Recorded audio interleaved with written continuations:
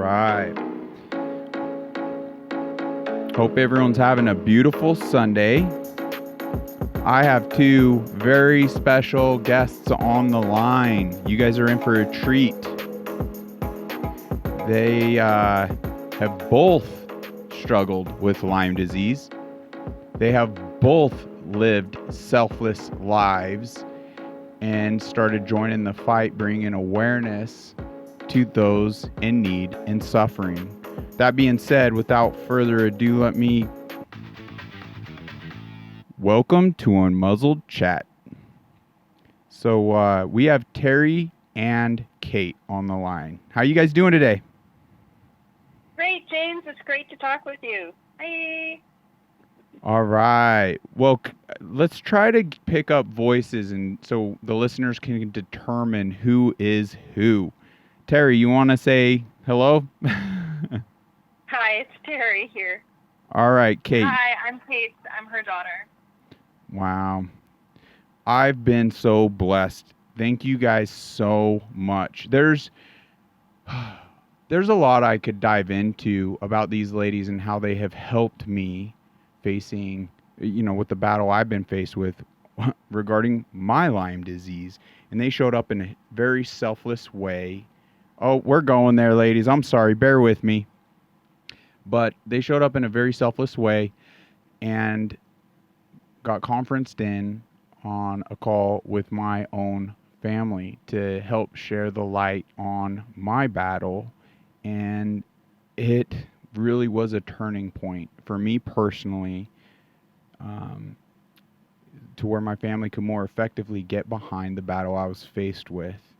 So ladies, I want to just thank you from the bottom of my heart for doing that. It truly was a turning point for me, and I'm just so grateful. You guys clearly have amazing hearts, and I appreciate you. Well, you're so welcome, James, and it's our way of paying it forward. Yeah. There's so many people helped us on our journey with Lyme. Yeah. And it's been a long journey, Right. Oh my gosh. So, I guess just to kick things off, you in ways, you guys are fellow believers. I know Kate was explaining things a little different than it. I mean, you can put it in your own words. I mean, I believe in God and my Savior Jesus Christ, but I find it beautiful, nonetheless, that people. That's just my walk, right? But there's obviously blessing that people find going down those roads on just their spiritual journey in this life. And it sounds like to me this was very instrumental in your ladies' journey of healing, and obviously to where you guys are so selfless in showing up for me, a complete stranger at the time. And yeah, if you want to tell us a little about that, I'd love to hear it. Well, I know God has been with us the whole time on this journey when I was very sick and didn't think I was going to live to see another day. Wow. And, people were put into my life that were God sent. And I am just so grateful to be here because my prognosis wasn't very good. I was dying. And, I prayed and hoped and wished that things would turn around in my life. And, I was very fortunate to have a sister who had been treated successfully at Invita, and when I don't think my family realized how sick I was, because with Lyme, you look okay, right. You just don't feel okay. You feel like crap. And there's various symptoms. Everybody has different symptoms. I had over a dozen symptoms, and everybody's a little bit different, and that's just the way Lyme attacks the body, but we can get into that another time. But right. I just know that reaching out to Invita was a godsend. Dr. Dino at Invita is very faith-based. He's a messenger from God. He's on this earth for a purpose, and it's to heal people and help people. Right. And, one of the first things they do when you get to Invita for treatment is give you the forgiveness prayer. Because a lot of the emotional trauma and stress that we go through as children and into adulthood is not resolved, and it hides and harbors itself in our bodies. Right. So, that getting your mindset in the right place is half the battle with making sure the treatments are going to be that more effective. It's undescribable in a way, and hopefully, I mean, it will be ad nauseum and endless episodes, I believe, where maybe eventually I'll humanly be able to grasp, in a way, the spiritual side of things being that pivotal moment for me to where things got aligned, kind of just not coincidentally, like it was faith building in a way for me that, hey, there is something deeper here, because in my darkest hour, when I'm hitting my knees and I'm genuinely seeking guidance and I need assistance, like, my goodness, that's where just organically I get connected to such amazing folk like yourselves, and everything starts falling into place. So I feel like that can be the foundational stone for someone suffering and struggling to kind of really hand their lives over and really go down that road to where, because otherwise I feel without that, you could potentially find the right doctor, this and that. It's just a lot harder road when, oh, you're not tapping into the blessings where things just happen. I don't know, for lack of better words. And yeah, Kate, did you have stuff you wanted to share in regard to that? Yeah, I think that, like, it's really hard going through life without feeling connected to something. Right. Whatever that is that everyone believes in, as long as it's something that's going to, like, help you be connected to, like, the truth of everything, connected to yourself, and make you a better person. And the issue with getting sick with something like a disease like this is it just makes you feel so sick that you can't be connected to anything around you. Yeah. But also, like, I personally am one of those people that believes that everything that happens in my life has some kind of meaning. Whether that is meaning for me to help someone, for me to be helped by someone else, for me for an opportunity to learn. And so a lot of, like, when something bad happens to me, I reflect and be like, okay, where was this my lesson, and what can I take from this and move forward from? And I think that is a really, really incredible, powerful tool to think about Lyme disease and getting sick like this. Otherwise, it's just going to put you in this mindset of, like, poor me. Yes. Why did this have to happen to me? And, like, the person that I am now, because I went through this, is someone I would have never become without catalysts like this in my life. For the better. Like, it has radically transformed me in ways that I really needed a punch in my butt to become someone else.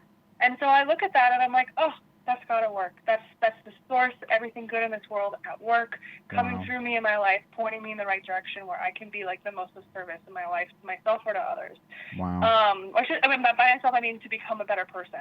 Right. So, yeah, it's an incredibly powerful thing to hold with you so that you can also emotionally heal from how negative an experience it is being sick with it. Right. Wow, you ladies are touching on something so profound, because it's interesting. Like, we almost curse all that at our lowest points, and because we don't understand any better, and there's other traumas in our lives that, like, kind of push us away from the spiritual journey and seeking, and it's to our own detriment. It's crazy. How do we take down that barrier to the people, and because it's to their own detriment that they block that off even further and don't. So just to be open, if there's anything like a starting point for someone suffering, to be open, to seek that, humble yourself, let go of pride, let go of ego, let go of those traumas and those scars and those human relations, because the spiritual side of things, when you feel that love for you and all humanity and that connection, miracles take place, healing happens. Now your emotional state improves to where it's not going to hinder your healing journey. Oh, we could turn this into a whole spiritual episode, but I know you ladies have so much knowledge on Lyme. You've experienced it. I mean, it even just goes to show how important it is for awareness and to really dive into everything, because in a way you guys have become your own healers. You've become in ways your own doctor. You've become in ways uh yeah, your own doctor essentially, right? And it's like, why is that? You know, there's uh Honestly, yes. I actually think the issue with that is like, it's not that we've become our own doctors, it's that we as a society, specifically Western medicine, have moved away from a mindset where the patient knows their body best. And instead we've moved into a mindset where agency and autonomy belongs to the doctor before it belongs to the patient. Oh, wow. So like in my mom's case, where like one of the first times that she tried to really seek help from a doctor, she was diagnosed with clinical depression. Which like they tried to give me antidepressants, and I said, oh my gosh, I'm not depressed. I'm Yeah. just not impressed that I don't feel well. wow. And like with me, I had so many different infections. I was so blatantly immune compromised. We can dive into that like later. But Yeah. doctors, for me, it just got to a point where they don't want to believe it. And, you know, maybe that is part of like, you know, we're in Canada, we don't have the best medical system. Yes. Maybe part of it is like we're women. There's also tends to be like a little bit less seriousness taken there.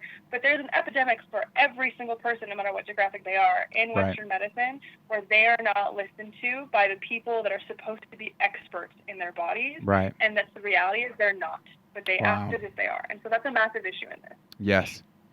Listeners, these ladies, wow.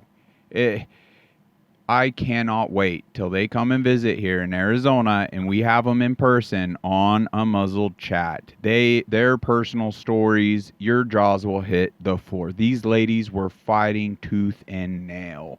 They had it so bad. In fact, I believe Kate, the doctors, you can tell me if I'm misspeaking here, but the doctors in Vita, after that extensive blood work came back, she singularly was the worst case of Lyme that Invita had ever seen. And it had... No, I'm going to correct you there, James. So it wasn't the worst case of seen, but there's something in the United States when it comes to testing with Lyme disease they call different bandwidths and CDC positive. So there's a lot of ambiguity and like subjectivity within Lyme disease testing.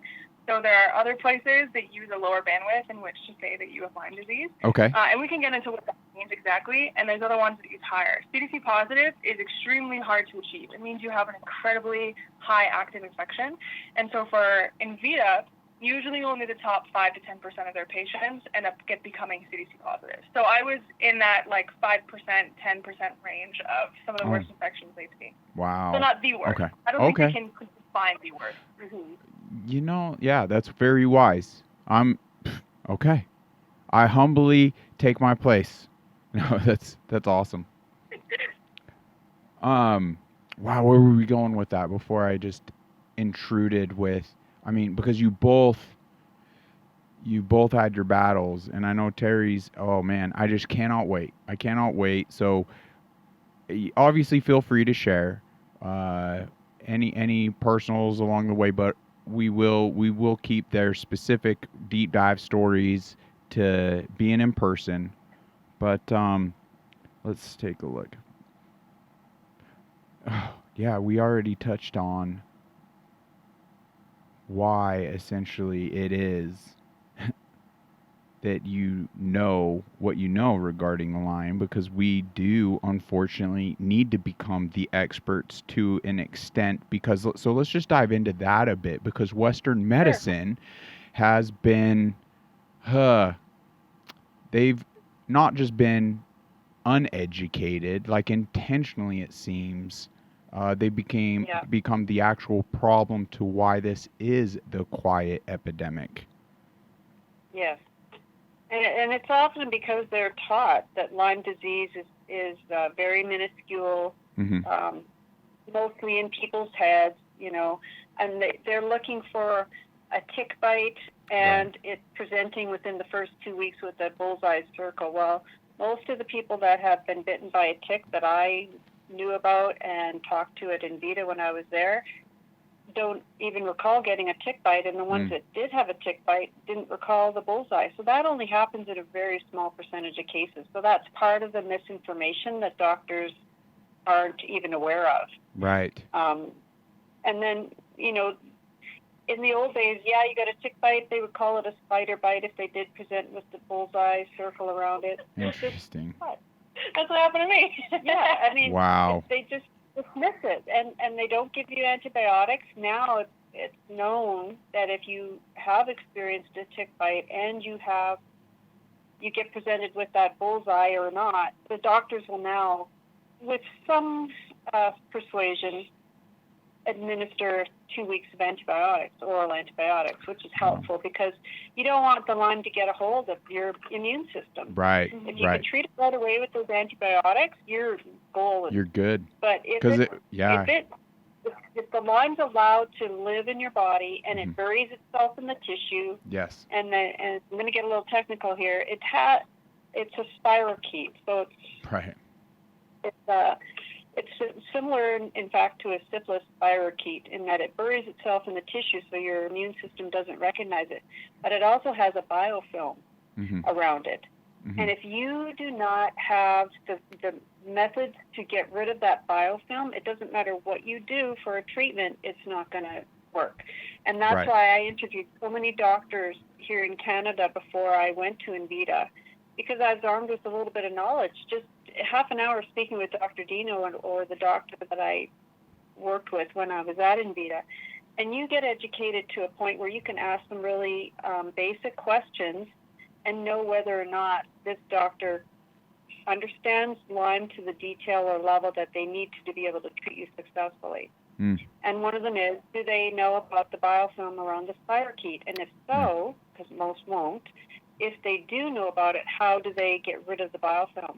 And most people don't know how to do that. Right. And so that's where chelation comes in as part of the treatment, and we can talk about treatment on another time. But if you know, that's why people can be. One of the doctors I interviewed up here in Canada, he's treated lots of patients here, and it costs typically $30,000 to $40,000 over 2 to 3 years. And the people don't get better because all he is able to administer is oral antibiotics. That also was like 15 years ago, so that would be significantly more expensive today. Yeah, now it's correct. That was 15 years ago. I also kind of want to point out for people that don't understand these terms, spirochete literally just looks like a corkscrew, and it allows the bacterium to just literally corkscrew itself into your deep tissue. Yeah. And then that way, your immune system and then antibiotics can't reach it within the bloodstream. And then the biofilm, we all have biofilms in your body right now. It's in my body. It's in everyone's body. It's part of how our bodies get free radicals and any kind of bacteria the viruses are killing and get it out of the body. But there are certain bacteria and other it's really rare to occur in nature, but it does happen, where they can just collect that biofilm around them, and it makes it so that any antibiotic or your immune system can't actually connect onto that spirochete and then kill it. But there's another level of that as well, because as another added level of protection, the spirochetes actually will go through your body and collect free radicals, but more so heavy metals to stick into that biofilm, so that there's no way that your immune system or an antibiotic can possibly penetrate it and kill it. It is incredibly sophisticated, incredibly intelligent bacteria. Yeah, I've heard that from doctors myself personally with my own 2 ears on multiple occasions. And it's scary. It's alarming. Folks, we're not to walk in fear, but this is obviously something that should raise that red flag to, hey, we all need to do this deep dive. And it's interesting to really drive that point home with Western medicine. They don't know any better. So many of these doctors, they don't know any better. And it's crazy because they speak out on it as if they know better, because that's what they were indoctrinated with. That's what they were taught. They were taught that this is easily treatable. Antibiotics, it's not that big of a deal. Some of them won't even accept the word chronic with Lyme. And that has been extremely dangerous and extremely detrimental to these poor folks that keep ending up with this issue. So they'll talk down on these naturopathic doctors without even doing their due diligence and looking into these naturopathics also have their MD. They also have all these other accredited I don't even know. I need to honestly make that list. Like Dr. Dino and his whole team there. It's a list where your MD, you just laugh. Like that's all you have. Literally, that's all you have. And the MD talks as though the others are not necessarily in the know. It's like, dude, you did the bare minimum. The bare minimum, and you speak as though you know. These are specialized, individuals that actually come from a humble place because they realized the MD side of things, their patients weren't getting better. So they dove deeper and deeper and deeper. And next thing you know, they found out that pharmaceuticals, more often than not, the majority of the time are just a band-aid. It's not addressing the issues at hand. So yes. So typically what happens is they'll for chronic Lyme cases, they'll administer oral antibiotics, which may put the symptoms at bay for a while, but as soon as they go off, the symptoms return. So you're not treating the whole issue. More likely, depending on whether they're dealing with a dormant or active infection, it can actually trigger infection and you get sicker faster. So a lot of people that get put on these oral antibiotics, they might see relief for like a week or two, and then it will be a spiral because the Lyme knows it's being attacked, and it will start attacking your body back in order to survive, Right. Well, plus it's ruining the gut biome because Lyme loves living in the gut because it's a warm, moist place, obviously. And the oral antibiotics are just a trigger for it to.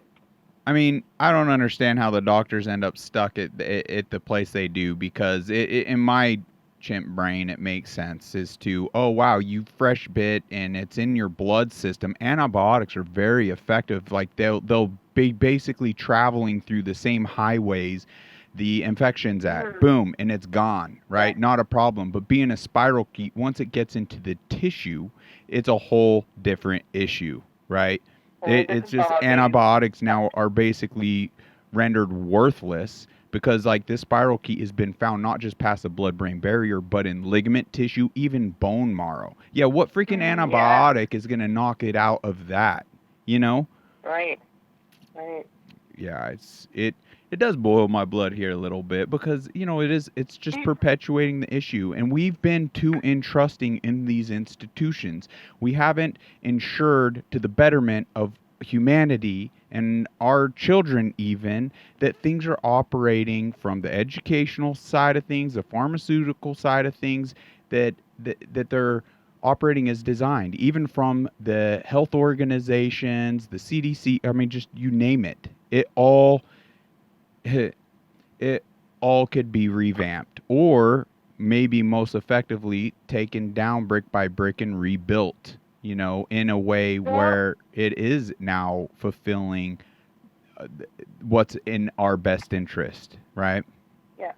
I think the one thing we have to do in terms of raising awareness, but also changing our mindsets and our mind frame, is we have to become our own health advocate. Ooh, I like that. No one's going to come and save us. Yes. No one's coming with an answer. Yes. When we're trying hard to breathe and thinking we don't have another day left in us. Right. We have to seek out the treatments that are put in our path, or we seek them out and they resonate with us. Right. And God knows, because of our here I'm going to get spiritual again. Oh, we have I an love inner it. knowing.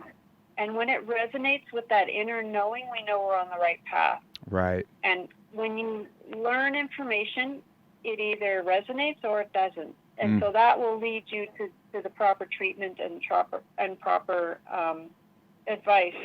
But until we become our own health advocate and take that sovereignty back, because most people place it outside of themselves in the hands of a doctor or some other person or professional, and that person doesn't have all those answers. They're not living in your body. They're not experiencing your symptoms.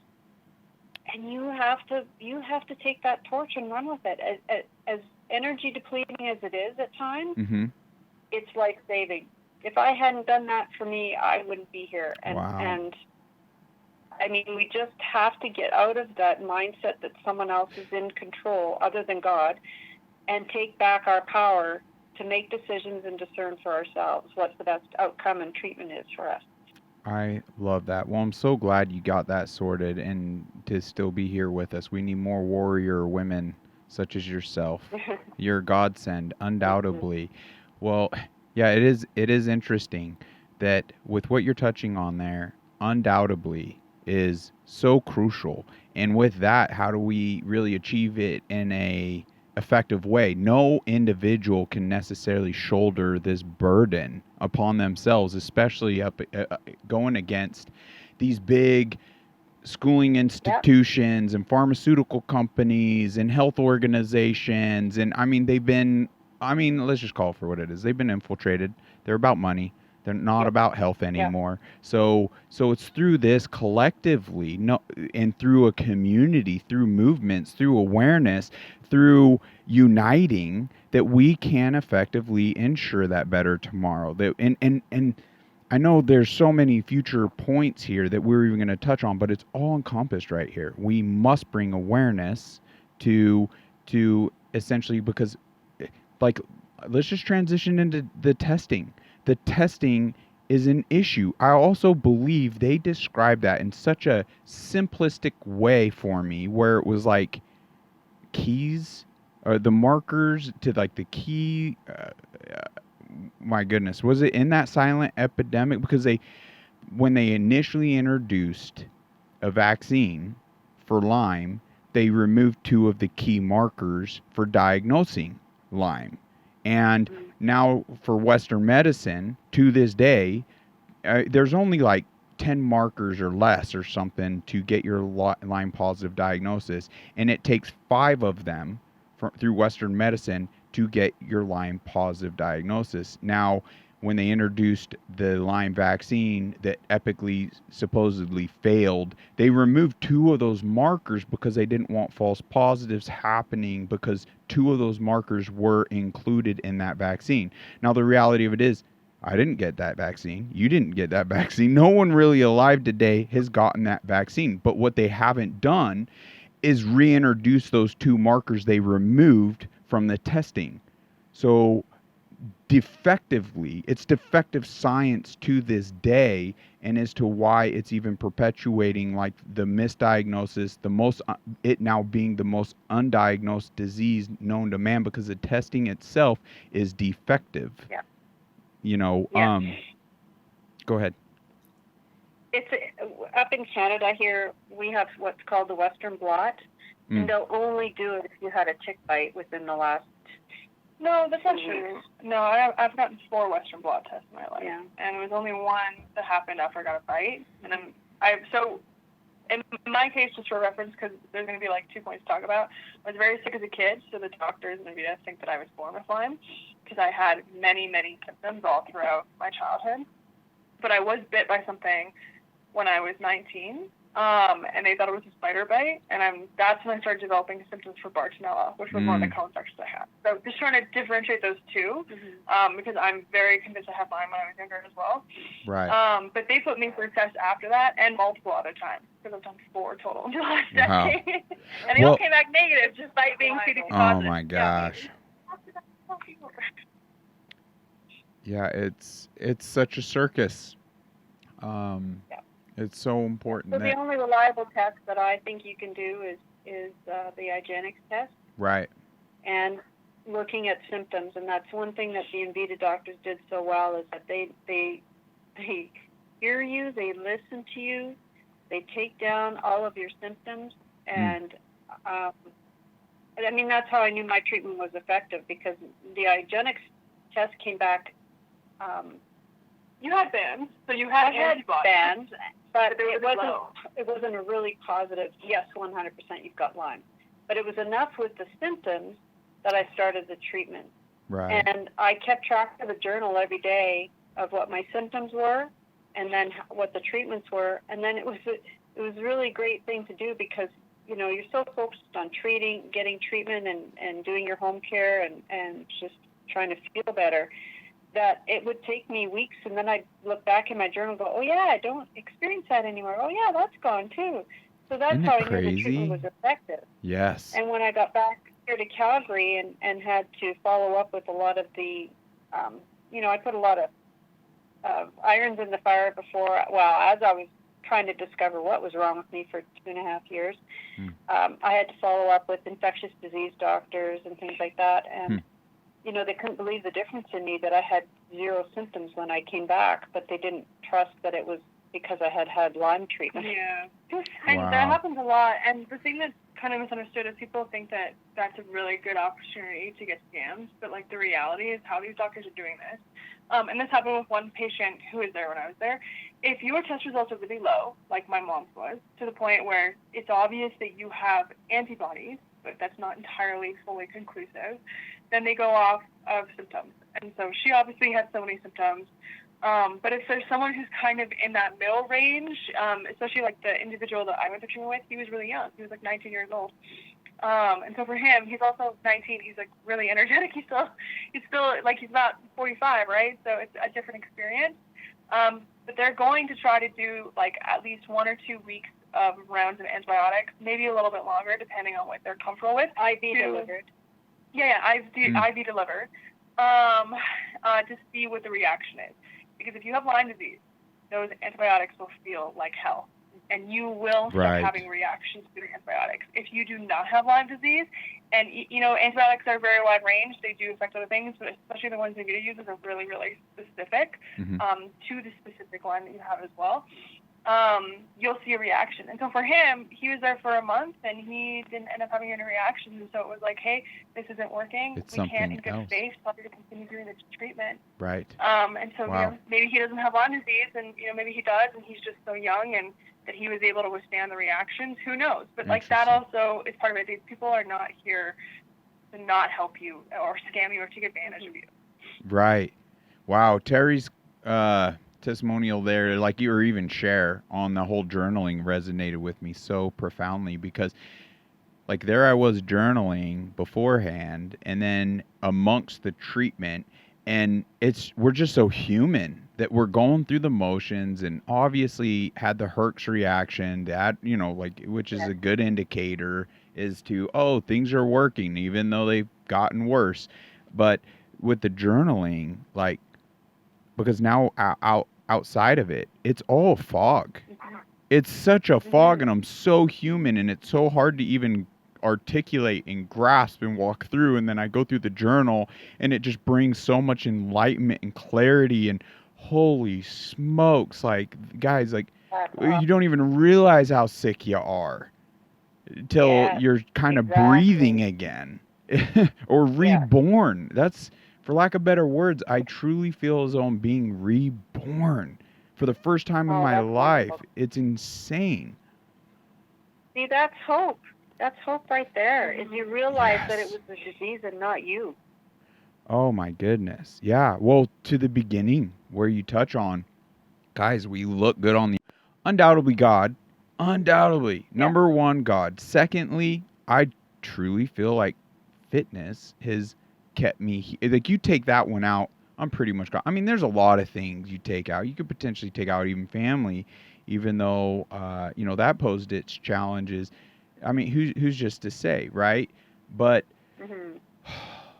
what was my point with that? James moment. There's a lot. We call it a Lyme brain moment. Oh, is that right? Lyme brain? Yeah. I've been everyone's like that. Oh my gosh. Some of the protocols they do, the nurses will stay talking to you. Yeah. As you're doing something called IRAP, where part of the procedure is lowering your blood sugar. And they talk to you so they can find out when your blood sugar gets really bad, because you can't speak anymore with the Lyme. And like, it's not even always just blood sugar. Like, we all have brain fog too. So it's like whenever you're getting treatment, you're in a room with like 5 other people who have Lyme. It's really entertaining to try and have a conversation. Holy smokes. It is such a not like everyone with Lyme. Oh yeah, yeah. That's so crazy. Well, I've been asking my listeners here, what do we call that? Just James moment, but Lyme brain. There we go. Lyme brain. Lyme moment. Yeah. Lyme brain. Well, I appreciate you ladies. Well, my gosh, how do we move the needle in the right direction? We need to help others. We need to help structure things. You know, what are some of the sources of information that you would recommend for folks? Whether, I mean, everyone needs to be in the know. Like whether you're dealing with if this is resonating with you or not, or you're thinking on behalf of someone else that's, just been kind of depressive, not functioning, down and out, complaining about pains and brain fog and just not wanting to be here. Like everyone knows that person. Like, Oh, listen. So many people are misdiagnosed with things like MS oh yeah. and RA, rheumatoid arthritis, and fibromyalgia, and even IBS. Like, all of these can be symptoms for Lyme disease, underlying Lyme disease, and people don't realize it. And the other thing is that Lyme, if it gets past the blood-brain barrier, can cause lesions in your brain. Yeah. And often that is misdiagnosed as MS. Well, do they know what MS is caused from? No. So why isn't someone looking into that, and why isn't it Lyme? Same with fibromyalgia, with the fibromyalgia, chronic fatigue, all of that. I mean, I went through all the testing for those things, and I didn't get diagnosed with that stuff. But I had a lot of the same symptoms, which is pretty incredible. But I have someone I know who was diagnosed with MS, and when I spoke with him, this is probably 10 years ago, he went down to Invita, and sure enough, he has Lyme disease, and he went through some of the treatment and then quit early, went home, and now is, I think he's walking with 2 canes because he just didn't follow through.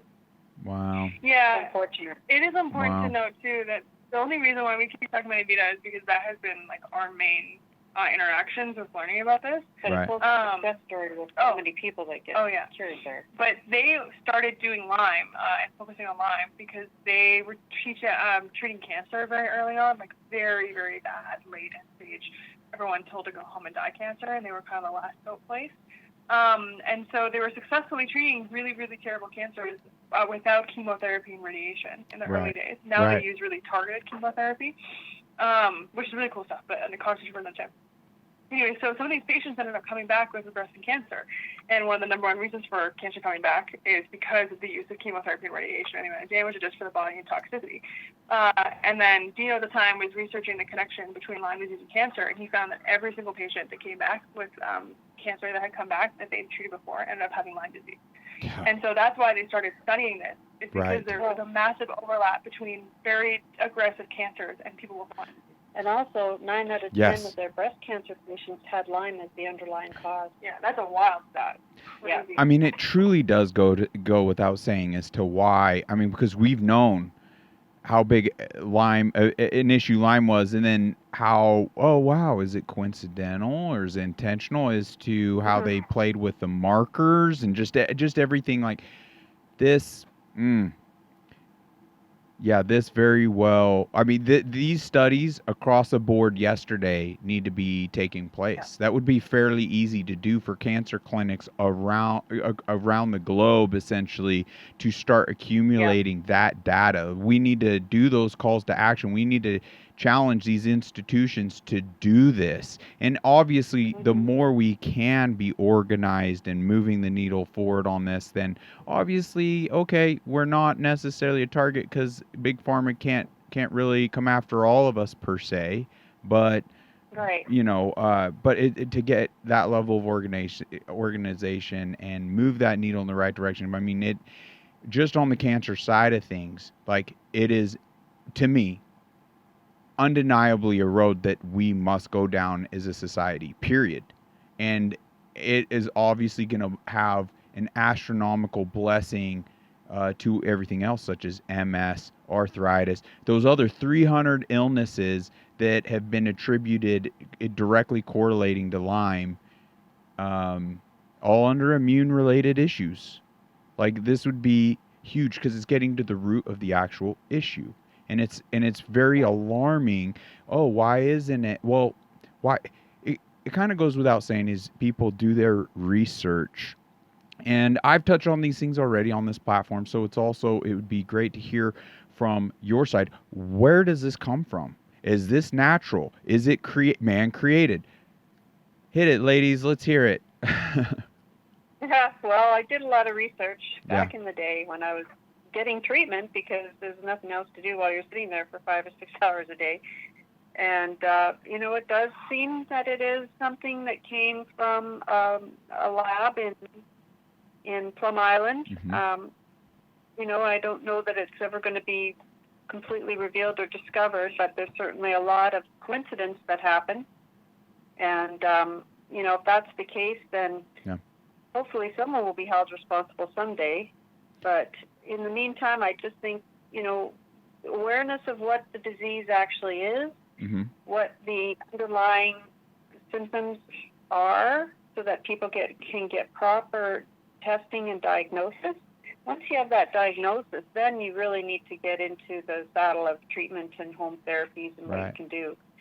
And, you can learn a lot from the Envita website, and that's what I did. I studied all of the videos that Dr. Dino had done and some of the other doctors there, and they quote all the studies, and I've read a lot of the studies that they refer to, and you'll again it'll resonate with you that you're in the right place, doing the right thing. Right. Well, it's Hopefully obviously. You can put that link for Envita in the bottom of the Oh, for sure. podcast. Yes, I'd be happy to. Yeah. I mean, just for information, people don't have to get treated there, but at least they're armed with enough information. Yeah, they have a lot of information. Right? That they understand what Lyme is, they understand the spirochetes, they understand their life cycle because they rebirth themselves every 6 weeks. That's why the treatment has to last at least 8 weeks so that you get that interrupt that reproductive cycle. Now, correct me if go ahead. No, go ahead. I was just going to touch on, now correct me if I'm wrong, but you two have really no affiliations, no personal gain to be plugging Envita specifically. Not at all. Nope, not at all. Zero. In fact, I would pay it forward. I was the patient care contact for the patient care coordinators there, so that if people did have questions before they went for treatment, they would contact me. Yeah, so I talked to people over the last 10 to 12 years about that. That's amazing. To give more reference, I have another friend who has Lyme disease in Canada, and she's been treating it with an ND in Canada. She's paid probably the exact same amount of money that I've paid at Envita. I was there for 4 months. She's been getting treatment for almost 4 years in Canada. I mean, she still is not cured. I have other friends saying they got treated here, and it's taken them years and thousands of dollars. Yeah. And I got mine in 8 weeks. The point we're making is we're plugging this because it works. Personal testimony. We literally don't know anyone else that is doing anything on this level. Right. We have never even heard of anyone doing anything on this level. And you'll find a lot of patients there that were actually referred to doctors that treat Lyme disease where they felt that the patients were too advanced, and so they told them to go to Envita. Well, I'm super excited because they're not only on the front lines with the cutting edge on the treatment protocols, and I can personally testify as to being the most, because I have yet to build up the funds to afford their treatment. I would love to, futuristically speaking, 100%. Why even roll the dice or gamble? But I've been blessed with another protocol, luckily, thank God, to have the feeling of being reborn, and I just can't even express, guys, there's hope for anyone, and don't let the finances even. I mean, that's just where it's so important on the awareness side of things, because Envita, once again, well, I'm jumping too many places in my brain. Don't let the finances hinder you. There's ways we could take action, and that's where I do want to get a specific build out from these doctors. Say, hey, look, what is the most affordable and the heavy hitting blood work minimally someone can do, right? And to where maybe it is that IGeneX lab, maybe it's the other one like the IGeneX lab that's close to half of the cost of the IGeneX, and anyway, get things structured to at least get the needle moving in the right direction. And then based on that minimal, to have those Lyme literate doctors look that over and as to, we really need to move forward with this. Then guys, there's so many amazing options out there. There's grants, there's godly people, there's people with a big heart, and the GoFundMes can be such a blessing. There's so many things like this platform. I'd love to have you on. You get that blood work. You kind of have a direction or any way we could help champion your battle here in this life. That's what this platform's for. And, there'll be blessing all around, undoubtedly. for taking that action. So by all means, like, just keep trying, taking those baby steps and addressing all the angles as to what is taking place. And your first steps, like we touched on, could be the spiritual side of things, and then everything else you will be guided. But for folks that aren't struggling, can you see for a moment like a level of selflessness, please? Can you see the importance? Like, if this is left up to fighting this battle to everyone that's sick, guys, no wonder the needle hasn't been moving in the right direction. It literally takes everyone championing this, just like cancer. 20, 30 years ago, it took everyone acknowledging what a threat this was to finally wake up our institutions to onboard and insurance to onboard and bringing things into towns near you. So we can move the needle to where Envita is worldwide, nationally, in a town near you. So you don't got to travel a country away, or states away, or halfway around the world and seek the treatment. And Envita is on that front line. They're rolling out the first ever insurance program, from what I recall, come the beginning of the year, where Lyme itself, for the first time, will have some type of insurance coverage. I don't know all the deets on that, but I'm super excited for folks, because that could be a huge blessing. Yeah, it will be, and we can get you the people that know all about that healthcare program. Oh my gosh! Them on your podcast. I'd love to have them on, 100%. It's interesting. My heart really goes out. I was browsing the Instagram my siblings put together in correlation to the GoFundMe, and I was seeing some of these pleas of these individuals, like, what meds are you on, James, and this and that, and it's like the team that rallied behind me. I mean, there's even some doctors that are a part of this protocol that want entire anonymity, and I understand and respect as to why, because throughout history, they have put together protocols that were very instrumental on helping people, and that isn't good business for big pharma. So all sorts of attacks, from financial, personal, like even life-threatening. So I get it, and I'm going to keep that anonymity, but it would be nice to get it to a point, and that's where obviously I could champion Envita, because they're on the front lines on so many things, and the CDC, the FDA, all these institutions have come after Envita and tried closing their doors on numerous occasions throughout the years. Like, and it just, people, like, we need to unite to ensure a better tomorrow and help folks. Ugh. Great. So we touched on, it's not just in ticks, folks. Like, did we touch on that to an extent? No. Okay. Not yet. Well, this should raise a flag a little further. I touched on it a bit before, but when I asked you guys before, I was like, hey, so ticks are a big problem up in Canada. You're like, well, they're around, but a lot of the Lyme is being spread through the mosquitoes and other biting insects. Yeah, any blood-carrying insect, but it can also be passed through the umbilical cord. If the parent is infected, it can be passed through the semen. There's more than one way. Yeah, I would say it's actually more common that it's passed sexually, passed on to children in vitro, right? Or even with blood transfusion, than it is passed with a mosquito. Or I didn't even touch on blood transfusion. That's really how it started. But think about it, one of us could have donated blood 10 years ago. Oh yeah. I was too low, so I never could have. 100% the person receiving that blood has Lyme disease now. So we think about that and how massive a level is that going to be? Not to mention people with their different partners, how much are you exchanging different body fluids if someone is infected enough? You just made my heart drop. All blood barriers. I've donated blood throughout the years before I knew about Lyme disease. You just made my heart drop. I very well could have caused a healthy individual to fight this same battle.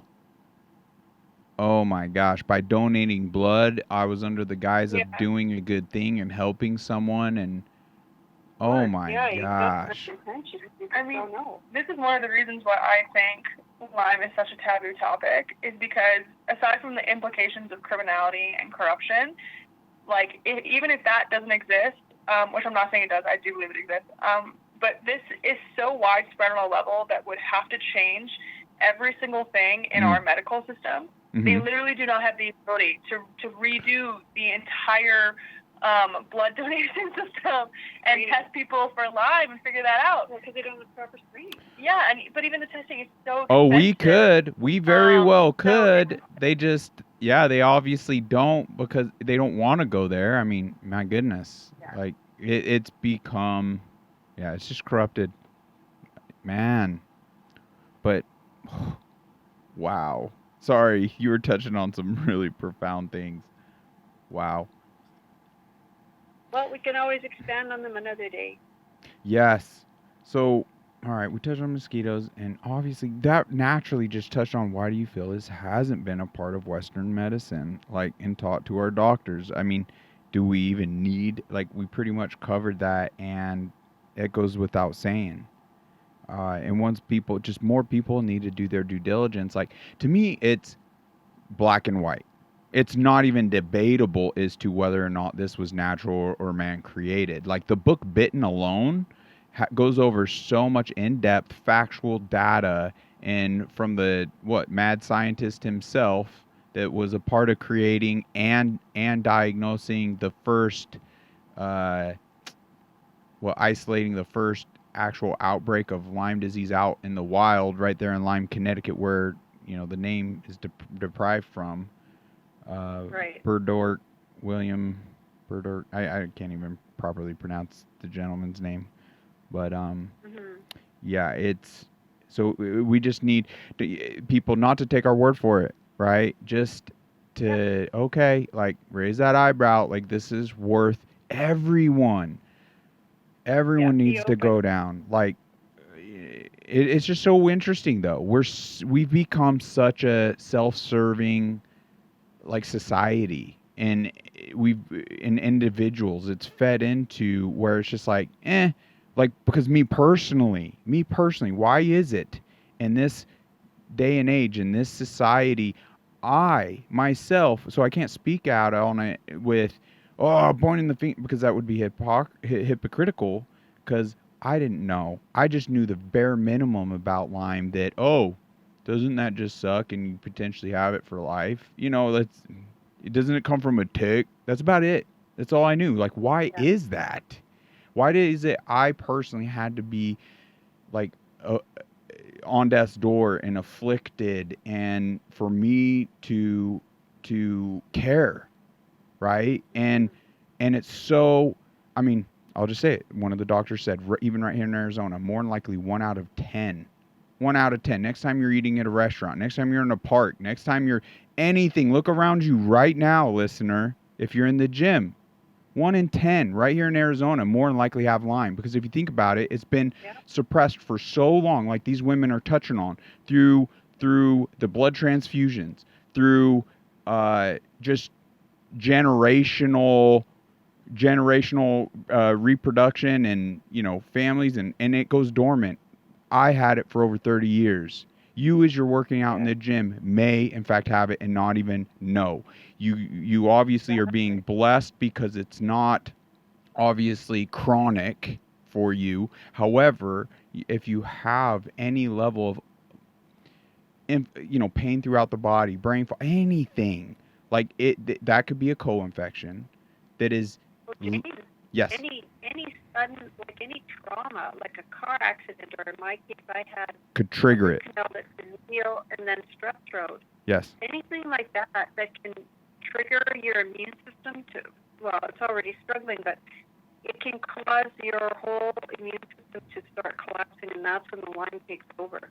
And then it becomes inexplicable. You don't understand what's happening to your body and why you're not feeling well, and it just keeps getting worse instead of better. And if you apply, pharmaceuticals on top of that, that's another layer of crap that you have to deal with side effects. And it gets buried. And I think it's just that we just aren't aware enough of what it actually is and could be causing as the root cause of it.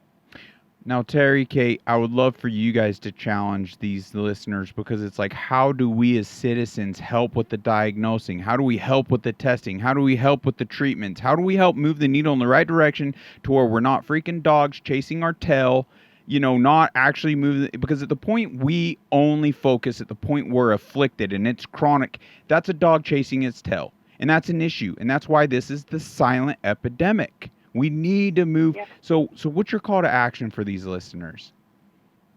It really is just being aware. Question everything. I don't just, if you're feeling crappy and your doctor's giving you the runaround, Yeah.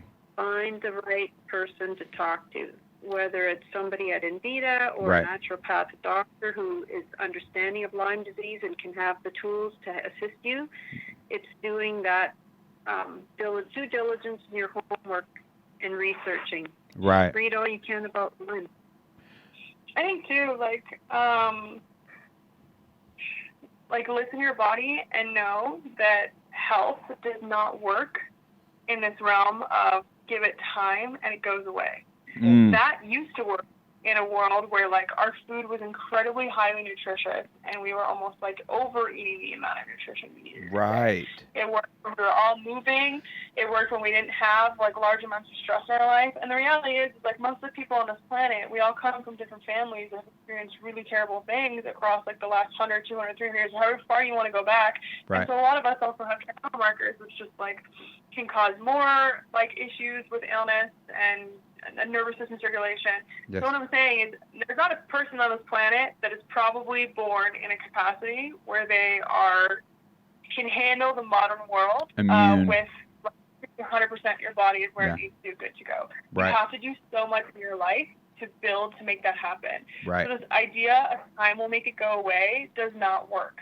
You need to do the work to make your body better and find out what's really going on. And the reality is eating healthy, not drinking, not smoking, being active, getting enough sleep, dealing with your stress. If that's not making you better, it is something else. Yeah. Literally all of the time it's something else. Right. You have to eat clean, so you've got to get rid of anything that's toxic to your body. So that's pesticides, chemicals. What are your cleaning materials that you're using in your home? Make sure that you're eating as clean as you can, whole foods, organic, and spring water, clean filtered spring water. Wow. No fluoride. Get all that crap out of your body. Give your body a chance. That's what's Kate. Just wow! What a profound hammer! You just boom, mic drop, bomb, whatever you want to use, because it's like, my goodness, if you're doing these basic things, focusing on your sleep, focusing on nutrition, drinking good things, and that's not moving the needle in the right direction, because historically speaking, that was it. That was enough. That's all you needed to do. Now it isn't. Yep. That means that there's an underlying issue. Yeah, our immune systems in our bodies are incredibly simple when they work the right way. Right. But there are so many things that we are... Well, we're being poisoned chemically. Yeah, there's so many things already that are affecting our bodies and bringing down the immune system, and then on top of how much nutritional value has been lost in so much of our food because of so many different reasons. So even the bare minimum does not keep you healthy anymore. You have to be really educated on these things in order to become a healthy individual. Yes. But there are a lot of healthy individuals that are not educated on disease, and they're not educated on free radicals. They're not educated on viruses and bacteria. The majority of doctors. There's not a green shake that's going to cure you of Lyme disease. Right. You have to go and do the hard shit and get rid of it. Right. Oh my gosh. Yeah, if you got a doctor that wants to put a Band-Aid and the nurse or whoever it is, the intake individual spends the majority of the time, and they come through and they flip through a couple pages. Yep, I'm going to take this quick little test. Oh yeah, you seem depressive. I'm going to write up the script for an SSRI and an antidepressant and this and that. It's like, guys, they do not have your best interests at heart. You need to find someone, and it's easy to vet a doctor nowadays. You could just go in and be like, did you guys institutionalize the masks at any point? Did you push for this COVID jab at any point? and not offer a retraction, an apology, and all these other things. These are in amazing vetting like questions, you know, and anyone that wants to just immediately come to a conclusion as to, without doing blood work, if they want to give you an SSRI or an antidepressant, like, versus just start seeking blood work, like, oh, maybe your hormones are off, maybe you're not getting enough nutrition. That's not getting to the root of the issue. That's a band-aid, and that person, bless them, whatever, they might have the right intent, but they don't know any better. You need to find doctors that are essentially trying to get to the root of the issue, and they're everywhere. Those doctors are everywhere, whether they're Lyme literate or not. The ones that are actually doing the homework, the ones that constantly eat humble pie, that they realize they'll never know everything. That's why they're constantly going to school. They'll never be done educating themselves. They're going to every single medical conference known to man. Oh, are you still with me? Yeah. Oh, and you... Yes, I'm sorry. You all cleverly sent me a message, and here I am. I can't multitask. That's cute. Well, yeah, we'll be wrapping up here. Let's take a look. There's a couple other things where sorry, I get pretty amped up, don't I?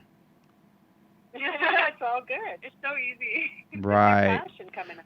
Well, because we've all been there, right? And as I go back, it's just like, man, to have ways out, because it just was perpetuating my suffering, you know, and I wouldn't wish that upon anybody. So with that being said, let's give some hope. Let's give some light. What would you guys say to someone who is struggling with Lyme, someone at the edge, wanting to give up, someone who's sick and tired of being sick and tired, someone financially tapped that feels like there's just no way out, they're drowning?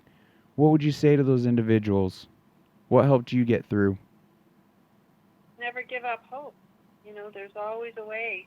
And so pray, and there's things you can do at home in the meantime if you can't afford the treatment. Lyme hates heat, so you can do infrared saunas, and you can get some cheap ones online. You know, the kind that you just sit in a chair and it's like a little tent over you. I had a friend who got one of those, and it was part of her home therapy for a year after she went for treatment. But you can start that on your own at home. There's things like ultra liver flushes, which are actually coffee enemas, and those are really healthy to do. It helps the body produce its own glutathione, which is antibacterial, antiviral. There's an antioxidant, and you know, those are things you can do at home. You just have to watch out that you're going to have some kind of a Herxheimer reaction, and you can research what those are. But when you're Herxing, that's a good thing, because it means they're dying off. All those critters are dying off. Right, because that spiral keeps... There's a lot of home remedies that you can do. Epsom salt baths, those types of things are all helpful. Well, I kind of have a different approach to this. Okay. I think what I would say is, like, you are here for a reason. You were not given this life to be mundane. You were not given this life to just, like, be here on this planet and experience this disease, and that's it. That is not your legacy, and that's not the story that you were here to choose. That you were here to live. But you do have the choice to live that if you want. Or you have the choice to live something significantly bigger than that. A life that is filled with so much love and so much light and so much hope that this suffering that's happening right now is like a joke. It's a laugh. It's like, oh my gosh, I can't believe I went through that. Because there's so much possibility for something better in your life. Yeah. And the reality too is, like, I look at a lot of these things and view it as, okay, what can I learn from this? How can I gain from this? Because sometimes if you don't view it that way, then you get stuck in this victim mentality of, woe is me, I can't believe this hurts so much. And it's so easy with Lyme because you're in so much pain all the time, right? Right. But, like, the reality is, this is your ordeal. Treat yourself like you're a demigod in Greek mythology, and, like, this is the trial that you have been put through to become the hero that you were meant to be. You know, if you have to lie to yourself, if you don't even believe that, lie to yourself. So you are delusional, so that you believe that there's so much greatness in your life that you have to get through all of this right now in order to achieve that. Wow. And I'm not even saying this is like from necessarily a mental or spiritual perspective. Like, there's so much science that backs up how this changes your brain and Yes. how your thoughts end up changing your body and your immune system and all these other things, which we can talk about another day. But Right. you know, every single person has the capacity to do amazing, beautiful things on this planet, both in small ways and or big ways. And like, everyone is needed here. Everyone. This world needs so much love. It needs so much healing. And every single person, like, you are a part of that. You are here to be a part of that. It is your choice to participate in it or not and get through this. Holy moly, Kate. That was beautifully said. Grasp onto that, folks. I mean, you're worthy. You are all stronger than you know. Just those little baby steps, those little extra. I mean, open up, vulnerable, like just reaching out for help, whether it be through the finances, these grants, or Lyme communities, or just family, friends. Just reach out. We're hopefully by exhausting, taking these little, it's not even that exhausting, just taking those additional steps will lead to a reprieve at one point or another. And I loved those perspectives, like that perspective of strength, and just knowing that this is a moment and be looked back on gratitude, that there are other issues. It's not just some mental, it's not you. There's other things. I believe us all naturally in a healthy place, we wouldn't be depressive. No one wants that type of attention. Are you kidding me? No one wants that. No. So there's something else really at the root. Let's find the root. Take those steps of vulnerability and just those baby steps, and things will start to come. Work on that emotional, that spiritual. I mean, it will help guide you, undoubtedly. Wow. All right. Well, Teri, Kate, what can a muzzle do to help you amazing ladies? I mean, Kate, you're on the healing side of things, but this is a life battle in a huge way, and there's still a lot of out of pocket, it seems, for everyone. So, I mean, what can a muzzle do to help you guys? Well, I think just pay it forward, put other people onto this podcast and spread the word about Lyme, and that we're all here to help each other. Okay. Well, if you guys will have to check out the show notes. I'm going to try to task Teri and Kate here with a bit of homework. I want to increase my links even, but we will definitely add some amazing documentaries and links to Envita in certain places to check out, browse, educate yourselves on, and kind of help seek or lay out some of those baby steps. So wow. Thank you so much, Teri and Kate. You guys have been more than gracious with your time. Any last burning desires, or we are... No, we just wish all the best for you, James, and that you get to your treatment here as soon as possible, so you can get on the other side of this and really be a warrior for God and spread awareness about Lyme and treatment. Thank you, Teri. Well, thank you, Kate. I can't wait to see you guys in person. I can't wait to, kick off the next one. So just keep me posted. I'd be happy to have either of you on or both of you on anytime. So at the point you have burning desires, please reach out. Bless you, ladies. I hope you enjoy the rest of your weekend, and we will talk soon. You too, James. Awesome. Take care. Bye. All right. Love you guys. Bye. Love you too. Bye. Thank you all for joining us today. What powerful women. What inspirational women. They got amazing hearts, don't they? Just showing up, selflessly to help others. We can all do this here on a Muzzle Chat and show up for each other. Let's feed off of, the abundance mentality and no more famine. Let's get out of our pity parties and help those in need, and we'll all be blessed. So love you. Thank you so much for joining us. Can't wait till next time. Take care.